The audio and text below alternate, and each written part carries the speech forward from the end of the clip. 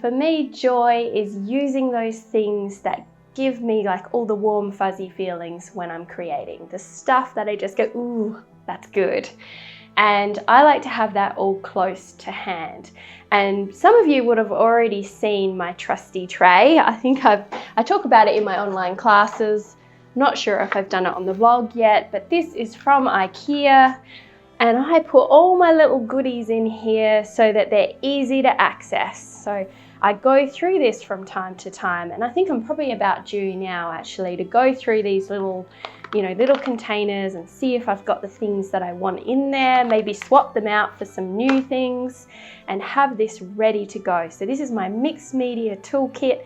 I use this to create watercolor and ink pieces that I then add little details, and I also have another box here with all my paint pens in there. So all very easy for me to get to, and that is key. Recently, I've also started keeping my brushes handy because I stole this out of the kitchen. We had one of those detergent things in there, and I decided maybe I could use it in the studio instead.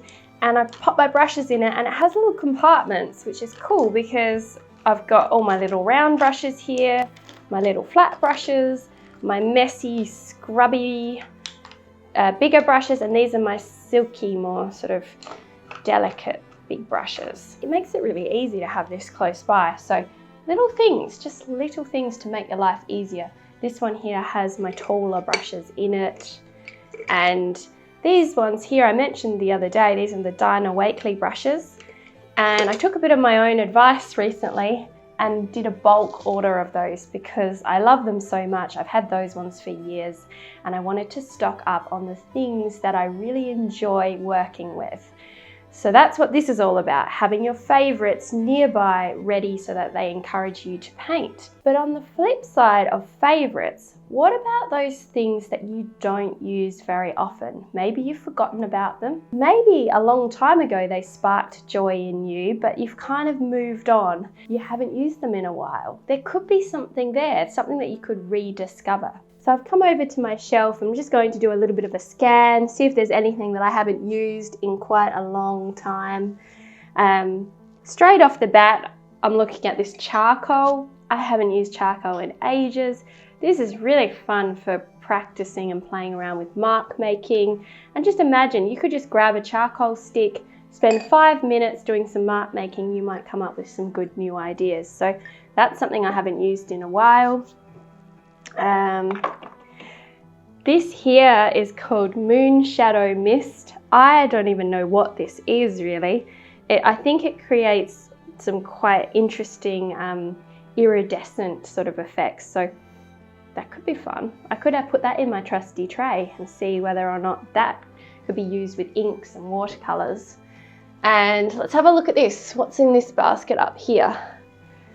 So these are all my kind of bigger tools. And look, I bought this a while ago. It's a big squeegee type thing that you use with printing, and I haven't even really used it, so that could be good. Sponge rollers.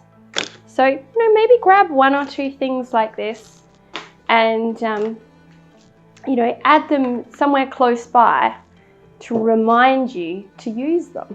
So in the last vlog, I shared with you how I had started using stencils again, and I've got a little bit of a stash of those in my drawers. So what I'm going to do is grab them and put them on my table to remind me to use them from time to time and see what they can bring to my work.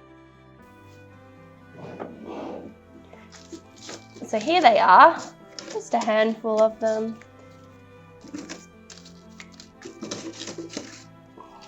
So I might just grab the little ones because they're easier for me to put somewhere, and I'm going to keep them at my table. So it's all about sort of shifting up what you have close to hand. So another thing that brings a lot of joy into my art practice is gathering inspiration. One of my favourite ways to do that is to have some books or magazines, even go up to the library and borrow a few new things and just spend some time soaking up what's in front of you. Let me share a few of my favourites. So I absolutely love this book called Gypsy by Sibella. And when I flick through it, you'll probably see straight away why I love it so much. It's all about the color palettes. And this book I got a few years ago, but it's inspired me to start thinking more about color in my work and getting more intentional around color palettes. This is where it all started. It was this book, and I come back to this book again and again for color inspiration, and it's a fantastic book for me to come back to at the moment, because in the book it goes to all these different places. And as many of you know, I'm working on a new abstract landscape class, and this book it's like a travel log with color palettes, and yeah, it's super delicious. I highly recommend it if you can get your hands on this one. I mean, look at this one. This colour palette is inspired by Scotland, but it always makes me think of Ireland. My hubby's Irish, so it reminds me of those kind of colours. I don't think anyone could look at this book and not be inspired in some way. It is truly delicious. So if I'm ever feeling stuck, this is a great place to get some new inspiration. Look at the nests and things. You've seen me paint nests in my work. So it's not even just the colour, it's the shapes and the textures. So that's a great one. Gypsy. Recently, sticking with the landscape theme, I got this book, A Painted Landscape Across Australia from Bush to Coast, and it's incredible. And this book has been an influence for me in my latest course that I'm working on. It's full of Australian painters interpreting the land. You can see how this has inspired me in the way that I'm approaching my latest course.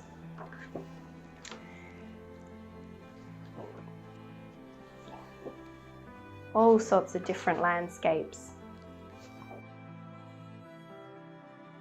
And some of them are much more traditional landscapes, and then there are ones like this one that are very much pattern and abstract and expressive. So very cool. So there's that one. I also enjoy this magazine as well, Flow magazine. It has fantastic articles about creative life in it, some really good ideas, colour palettes, all sorts. So a very pleasant way to spend an afternoon, often a Friday afternoon for me, is to unwind with one of these magazines and let the ideas flow. Flow, there you go. Flow magazines to get your ideas flowing. So the last thing is to create a way of painting or making that is easy, low pressure, just gives you permission to play. So think about what would be an easy entry point for you in making art. And the thing that I am doing is working on paper, loose sheets of paper. So a while ago I bought a new pad. So this is a watercolor pad. I use this for all sorts of different types of paintings.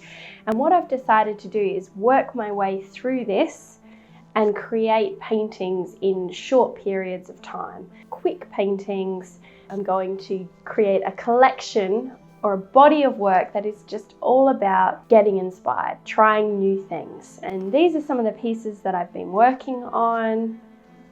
This one here is a very loose interpretation of a landscape. Building up this background. Some of them still have the tape around the edges because I'm still working on them. But I am just working my way through creating these paintings. And at this point in time, I don't have a purpose for these. They are pure play. I'm not even thinking about whether I'm going to sell them or are they going to be an online class or anything like that. This is my own personal exploration. Another way you could do that, if you didn't want to work on sheets of paper like this, is how about doing it in a journal? So this is a moleskin journal. I've shared this before, but I do really like this format because I feel like it encourages a lot of exploration. And you might just want to splash colour down. This is watercolour. I've got, just little abstract ideas and things like that you could do in a sketchbook.